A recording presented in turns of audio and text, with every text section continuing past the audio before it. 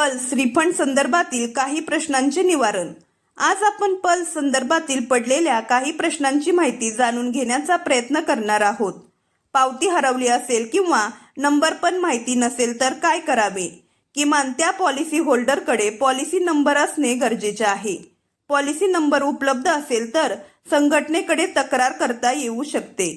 पॉलिसीधारक व्यक्ती मयत असेल तर पॉलिसी होल्डरकडे PACL सर्टिफिकेट असते, त्यामध्ये वारसाच्या नावाची नोंद असते। वारसाचे सर्व डॉक्युमेंट म्हणजेच आधार कार्ड, पॅन कार्ड, बँक पासबुकची झेरॉक्स, मयत असलेल्या पॉलिसी होल्डरच्या मृत्यूचा दाखला आणि PACL सर्टिफिकेट झेरॉक्स एवढे डॉक्युमेंट्स घेऊन जनलोक संघटनेकडे तक्रार नोंद करावी। पावतीवरील नाव चुकले असेल तर ज्या पॉलिसी होल्डरच्या सर्टिफिकेटवरती नाव वेगळे आहे व त्यांच्या KYC वरती नाव वेगळे आहे असे पॉलिसी होल्डर जनलोक संघटनेकडे तक्रार नोंद करू शकतात।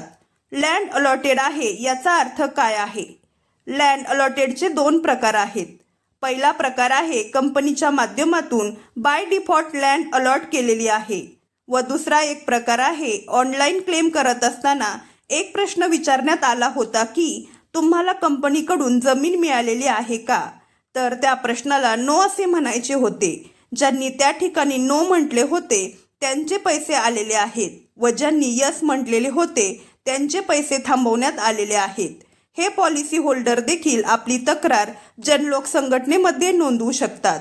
2019ला फॉर्म भरला नाही असे देखील पॉलिसी होल्डर जनलोक संघटनेकडे तक्रार दाखल करू शकतात। अशाच नवनवीन व महत्त्वपूर्ण माहितीसाठी आपल्या चॅनलला सबस्क्राईब करा। धन्यवाद।